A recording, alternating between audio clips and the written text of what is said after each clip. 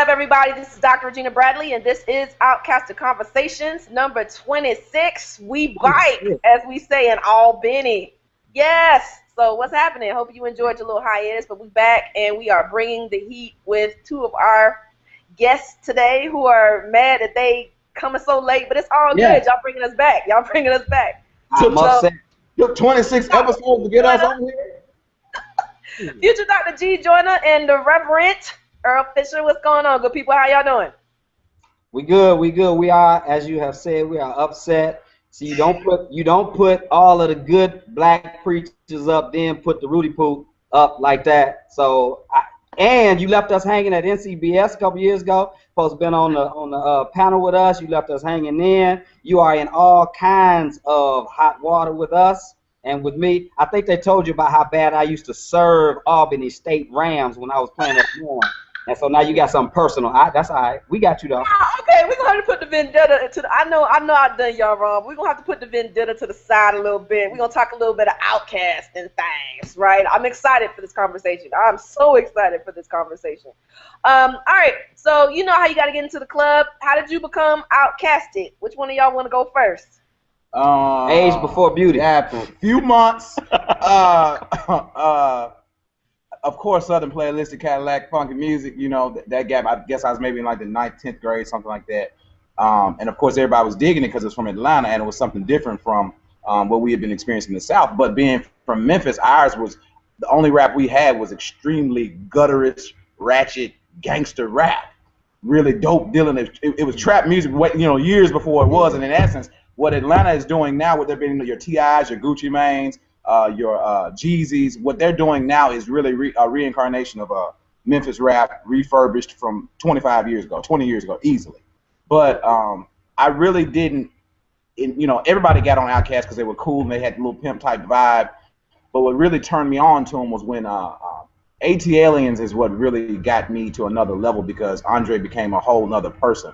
From him having the Kangol and the Southern Playalistic video tilted to the side to being an actual, almost like a freak show, so to speak, as far as his attire, his aesthetics, almost like not on the androgynous side, but that David Bowie type of dual personality on stage. And so when AT-Aliens comes out, he's coming with this intellectual vibe, highly intellectual, but also relatable. And so that's really what turned me on. And that's, of course, the fall of, 96 when I first entered college at the University of Memphis. And from then on, it was like I strictly was listening for Andre at all times. No disrespect to Big Boy, I love Big Boy too, but Andre was bringing a whole nother level where it was conscious rap, but it was cool and it wasn't contrived. So that was it for me, 96. Yeah, and like I said in the sermon, The Blessing of the Black Sheep, that I sent to you months ago, I was introduced to it through my cousin, Antoine.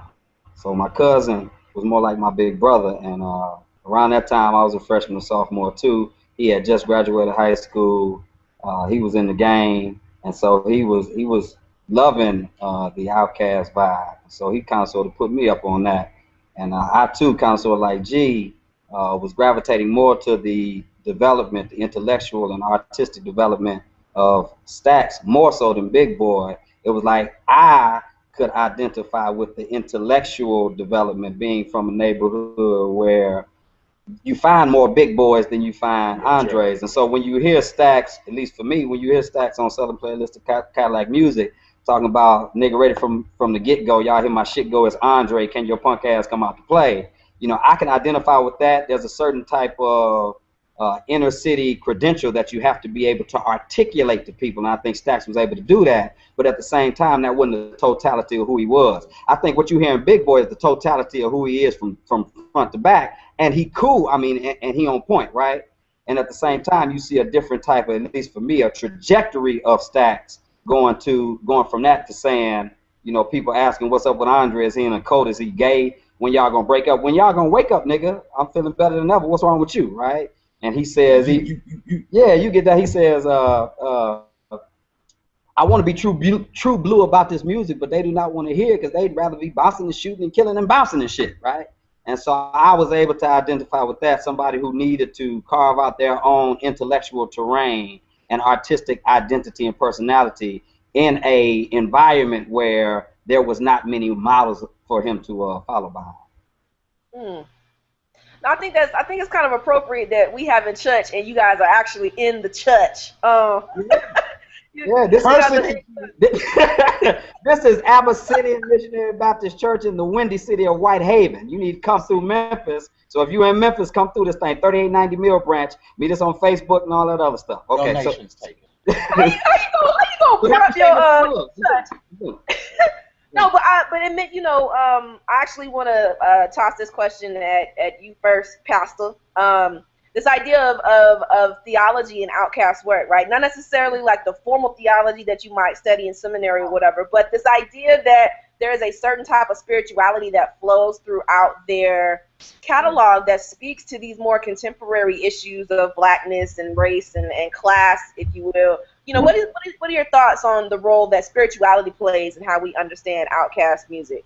Right. I don't think, black folks especially can divorce their theology from their public practice. If so, I think that their theology and spirituality is disingenuous and, to use Gee's term, contrived. So it's a couple of verses that Stacks have said over the years that makes me think about expressions of their theology. And it's, to your point, Gee is not what they would call in seminary systematic theology, or what I would call white supremacist theology or right-wing evangelical theology. No, that's not it. Stack says, softly as if I played piano in the dark, found a way to channel my anger not to embark. The world's a stage and everybody got to play their part. God works in mysterious ways, so when he starts, the job of speaking through us. So he identifies that he is a conduit for communicating a message from God, which makes him a prophet of sorts. So he affirms a spiritual understanding of who he is and what he and Big Boy's role is to communicate certain things about their understanding of God, even though he reinforces some of the traditional stereotypes of God being male, right? But then on top of that, he did this on If 16 Ain't Enough with Rick Ross. He did this great ontological and existential type of thing when he says, is he God? If he lets Lucifer let loose on us, then loose on us won't loosen up, just loose enough to juice us up. So he is talking about who is God for real. And if we are subscribing to a God that is supposed to be sovereign, omnipotent, omnipresent, and omniscient, then how you going to let the stuff that's going on with black folks like Mike Brown go down without having some type of stronger intervention? So he is talking about the complexity of spirituality through this lyrical content. And what I appreciate about it is the disturbance and disruption that it gives to people who just want to do stuff in sanctuaries but not on street corners. No, but when you talk about how God was male, but if you listen to the Love Below, he says that God is a woman. Yeah. You know what I'm saying? So it speaks to that complexity that you're talking about, that it's a blur, right? And I think that, that's especially amplified in the South, is that everything it's not clean cut. There are no clean cut boundaries between spirituality and day to day, right? The urban or the secular and the sacred. But I think that's important though too, right? Like I know you brought up the Mike Brown situation that we're currently dealing with, and it's messy, right? And Outkast, the genius in Outkast work is that they're messy. And Gee, I kind of want you to join in here, is that, when we think about what their role is in terms of spirituality and how they blur all these different types of boundaries, what does that do for how we understand what Southernness and race looks like now as compared to, the civil rights movement, where people kind of try to keep us, restrained, if you will? Yeah, I'm going to plug myself real quick. An article I had on Rainbows and Lilacs that I tagged you in. Go get it, rainbowslilacsblog.blogspot.com. I write about that because my mother and father are products of Memphis 50s and 60s, being reared in the 50s and 60s. So they're in their mid-60s now. And we had a conversation about this entire Mike Brown situation. And even with blacks, particularly at that age, it's funny, the baby boomers versus Generation X versus the millennials. It's like the baby boomers really didn't even identify with us, the Generation Xers. And they definitely don't, like we're closer to comprehending, I guess, the ideological beliefs of the millennials than they were to even us, because my parents are stuck in this thing. Well, a Negro just got to know how to act when them police come around. Me, literally, they were saying that over the dinner table. And so my 6-year-old son is in the other room. We're over there for family dinner, and it pissed me off because I respect my father and mother, love them to death. But I'm like, no, that defeats the entire purpose of the civil rights, the modern civil rights era, at least, is that equality means, no, I don't have to behave a certain way to be treated in a humane manner. Okay, fuck whether my pants are sagging, or if I frown up or disrespect you, or frown up at the cop, or don't heed your call, or whatever you say to me, that doesn't require you to kill me. That doesn't mandate a murder, a cold blood murder. So it's like, I'm tired of, and that has bled through, particularly down south. That's why I always, my sister moved out, my oldest sister, Jackie, moved out to San Diego. Actually, she moved to Japan in the early 90s, and then she left from there and moved to San Diego and stayed out on the West Coast. And I always applaud the West Coast. If you go back to the BPP, the Black Panthers Party, and then the offshoots, which was originally the Bloods and the Crips, protecting their neighborhoods in Oakland and LA from these renegade ass cops. Like, I love the West Coast because they have a revolutionary experience and ideological belief where, no, you're not going to treat me this way. But the South is still kind of stuck on the plantation in that, no, we don't want to offend Mr. White Man. And so I saw that from my parents, and I'm trying to explain to them that if I'm going to have to raise my son in a world where he has to still be subordinate and subservient to people that are of the paler hue, then what was it all for in the get-go? We might as well be re-enslaved. But Outkast does something, and I try to do that with my art as a writer. You go beyond those boundaries of what someone says that you can say or can or cannot do. Yeah. And they do that with rap because they really could have been ostracized early on, particularly when AT-Aliens hit. It was a shock to me. We were all embracing this new breath of light and knowledge, like, shit, this is the South.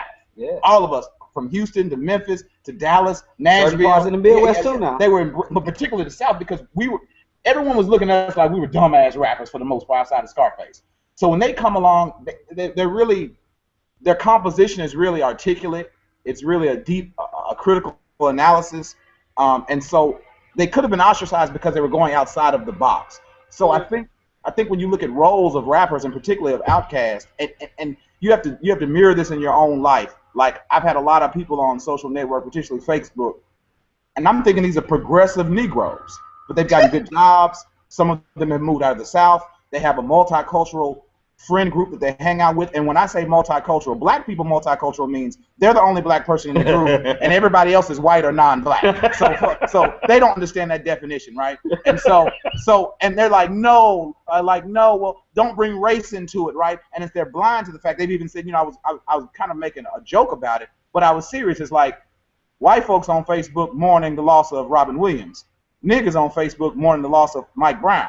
And they're like, oh, no, a life is a life. No, one person took their life who you did not know, and unfortunately a Hollywood junkie / alcoholic who entertained you. You fell in love with Mork. You fell in love with Jumanji. You fell in love with the professor from the English teacher from Dead Poets Society. The professor from Good Will Hunting, right? You fell in love with that person. You didn't know this person. So you also didn't know Mike Brown, but you're not shedding tears for him. Like, it's different. So that's how I look at that. And let me interject just a little blurb too. What we get from Outkast in that time are people who grow up in a context that is wrought with racial tension. It's obvious, and we know it. And they both allude to it lyrically. And we get to see them mature in it too. Yeah. So they start off as teenagers when they hit the public scene. And we see the development of how to navigate those spaces in ways where you remain authentic and you still don't wink and nod at the injustice. So stuff like Bombs Over Baghdad. I'm thinking of stuff that Big Boy said, Iran got that, now he gunning. Iraq got that, now he gunning for Iran. And all of those other things where they start talking about socio-political realities. Nigga, they got gas that'll blow out your back from where they stay. Understand that the white power structure. Yeah. So we get a chance to see them develop that too. So I think that there's something to significantly reference as it relates to how to remain authentic in their artistry and at the same time be talking about relevant matters. And plus, the post-civil rights South is something that's a dangerous ass place. And me being 36 years old, I feel it, living here all my life, having traveled, but lived here and resided here all my life. It's a dangerous place because you're behind enemy lines, because this is where and I don't want to say that the people that didn't leave, that didn't, have the great migration up north and out west and the Midwest were more progressive than the Southerners, but a lot of us are lineages of people that stayed here. A lot of my friends, they grew up here, their parents grew up here, they stayed here, they grew up, went to college, might have came back and lived here. And like, there's always that tension because it's like, fuck, your mammy was my maid. and now here you are working side by side with my child. You're dining at the same place as I am. So the tension is wrought like that, and that's why when you see stuff like in the Midwest outside of St. Louis and Ferguson, you see stuff with Mike Brown or the guy in Ohio, I think young man, Mr. Crawford in the Walmart who gets shot, even people in LA. When you see that happen, you're like, damn, the plantation stretches, that ideological belief stretches, because I think the white people that migrated as well as the black still understand, they empathize with the positions that happened here first. So when you have somebody, I think that's the problem though also, is that we keep trying to repeat and renew these archetypes, right? Like these things that are in place. I mean, if you want to bring, Gee, I'm gonna help you, help me out as a fellow English scholar, right? Like if you look at Southern African American literature, right, from your Ellisons to your Wrights to, what I'm saying, even your Zora Neale Hurston, you know what I mean? There is a particular type of tension that continues to resonate throughout these experiences that gets a facelift, if you will, in Southern rap, that speaks to, the shortcomings of the civil rights movement that continue to dictate and haunt us. You know what I mean? Like the plantation, you know what I mean? Like you still have people living and working on the plantations. There are 2 plantations up the street from my grandmama's house that are still functioning. Or you do like the tours, you know what I'm saying? Like in Georgia, if you go 75 south, you see multiple billboards about, the road to Terra. You know what I'm saying? I'm like, I don't want to go to Terra. but I mean, like, what does that say? What does that say about the significance of why we need Southern hip hop? Well, and the significance of it, I'm gonna let Earl jump in, but I'll say this: even one thing about down here, like I grew up in a subdivision in a town called Germantown, Tennessee, which was predominantly white for the longest part of, it's probably even maybe 8-9% black now, or colored, black, Indian, Asian, whatever. But right up the street, literally outside of my subdivision, is another subdivision entitled Neshoba Plantation, which was an actual plantation. We've got some badass houses too, though. But Davies, that's all about Davies. No. Davies Plantation is out there towards Highway 64. Yeah. Neshoba Plantation is strictly in Germantown, down the street from the high school. Yeah. But it's a nice subdivision, $400,000 or $500,000 houses. But one thing you can't get away from it is nobody's visiting no plantation. The only thing we have is the street auction where they were auctioning slaves off. And they changed the name of the street very subversively to A.W. Willis. I didn't know that. Interesting. Yeah. But it was called auction for years, so we couldn't forget that. But nobody in Memphis is really reliving the physical aspect of the slavery, but they reliving it through warehouses and temp agencies, because our warehouses here are plantations. So though the cotton gins and shit have been replaced, and the long rows of cotton and soybean and crops and shit has been replaced, it's been replaced with these huge ass warehouses where people are temp agencies and hourly rates. So it's hard to get away from those ghosts. And let me say, as it relates to Southern hip hop, I approach hip hop primarily through the lens of prophetic rhetoric. And so when I think about the way hip hop has been co-opted by scholars, preachers, and other people, it is moreover something that people have learned but have not lived. Yeah. So when I'm hearing Outkast, or when I'm hearing the quintessential, however we want to describe that, I would consider Outkast to be quintessential. But the quintessential artists, they are reportorial. They are describing reports of what is happening that they are experiencing. When Stack says, me and everything around me is unstable like Chernobyl, I mean, that's descriptive stuff. You don't get that by something that you just learned. So they are able to describe stuff that other people who are just learning about it cannot describe. And the difference between a prophet and a pimpish priest is that the prophet is close enough to the people that if the bullets start flying, they potentially can be hit by one of them. And so what I think that they provide, what Outkast and other artists similar to them provide, the artists in the South and the artists in other places that you see these very dire circumstances, what they're providing is stuff that back in the day when the black arts movement, at least to my knowledge, Gia super scholar on this, not me, but when those movements were developing, the only people who were able really to tell a story were people who had certain types of academic privilege, whether that meant you knew how to write in a way that could get published in spaces, but you definitely didn't have people like Gucci Mane being able to get his voice out broadcast. You didn't have the T.I. before T.I. became developed and polished as T.I. is now, or you didn't have those people, at least to my knowledge. Don't be looking like that. Or at least to my knowledge, you didn't have people who didn't have the same boys or 2 Chainz. Right, you didn't have people who had the same type of credentials that some of the people have now that are able to get access to certain spaces. Hip hop has given people a voice that did not have access to certain types of academic ivory towers. So I think that is part of the significance. Not only that though, but not only that though, and this is something that we talked about off camera, was that the pulling of aesthetics, the pool that you're pulling from, right? Like if you listen to a northeastern hip hop aesthetic, jazz is a primary sampler. Whereas if you listen into southern hip hop and even West Coast, funk and soul, blues, you know, especially with organized noise, you know what I'm saying? Yeah. But one of the things that I, you know, to kind of round out and actually close out this conversation is I want to go back to the point that Outkast destabilizes and decenters whiteness as the epitome of southernness. Yeah. You know what I'm saying? Like if you look at Outer Wild, for example, there are no white folks in the Outer Wild movie whatsoever. They're not referenced. And that's a black movie. Yeah, but I'm saying, like, I feel like because it's like they're suggesting there's not a need to attach Southern blackness to whiteness in order to validate it. And then additionally to that, you know, this idea of Southernness as a black experience, of black cultural expression, finding ways to connect that to a larger hip hop narrative is the ultimate, you know, the ultimate goal. I was curious, you know, to hear your thoughts about, you know, why is that significant, especially because of the stuff that we have going on with Trayvon Martin's and the Mike Browns and all that other good stuff. Why is that important to destabilize whiteness in the South in this particular moment? So I'll of course pitch most of this to G, being the original Southerner of us two.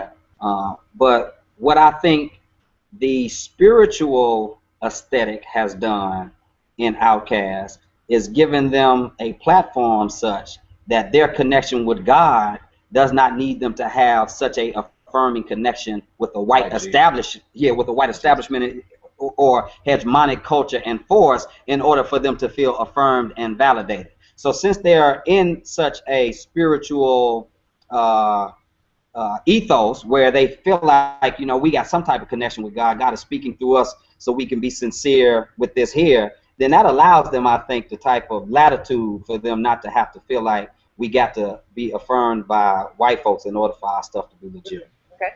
I like it because it's like a counter to, you know, Toni Morrison says in Playing in the Dark, you know, whiteness uses blackness to define itself, to paraphrase Toni. And they turn that on its head, whereas blackness does not need whiteness to define it, particularly in the South. And if you look at the album and, of course, the movie, that's how you're supposed to do it. Because, in essence, the niggas that I know, that I grew up with, their world wasn't even occupied with white people whatsoever. I'm talking about Generation Xers. The millennials, their blackness was defined on how they measured up to whiteness. Some people, even now, I'll say this, some people, it's a cachet. It's chic to have white friends. But everything they were trying to measure up to white people. Let me dress so they won't think that I'm this nigga. Let me talk like this instead of like this. They did that. But the millennials that I grew up with, a lot of them, it was funny. Like, you know, I grew up in the purely white suburbs, but then my dad was from the hood, South Memphis, Lauderdale Sub, Latham Street. And he took me back to join the Boy Scout troop there. And I remember one time, a lot of the Boy Scouts, we were sitting around the campfire. They had never literally seen a white person in person. Seriously. And this is in the 90s. One or two might say, I got a white t-shirt in my school, but the rest of them, they didn't even, white people weren't a part of their life, and they weren't living their lives based on the ghost of the civil rights movement. Now, maybe because we were all kids as well, too. And that's where a lot of that Memphis rap has spawned, too. If you listen to Memphis rap particularly, the older school 90s rap, it's almost null and void of a white existence. They don't even talk about that power structure that could be on their neck except for the police, right? But I think what they've done is they've done a cool, bizarro version of what Toni did in Playing in the Darkness. Whiteness uses blackness to define itself as being good, right? Because there's no up without down. There's no black without white. There's no left without right. So whiteness has to have black to define itself. That's what she says.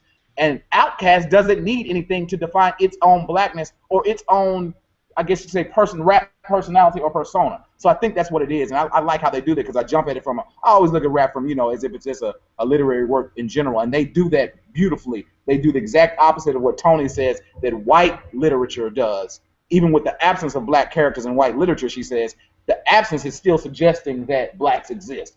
But the absence of whiteness in Idlewild, the movie, and Idlewild, the album, and even in most of their raps, they try to take it out to where that's not going to be the definitive force that helps to define them as a group. But Stax did say in Southern Playalistic Cadillac Music, he had to drop bowls like Dusty Rhodes, though, right? I guess he could have tried to find a junkyard dog or somebody. Didn't rhyme. Didn't rhyme, right? Yeah, I don't. Yo, so okay, wow.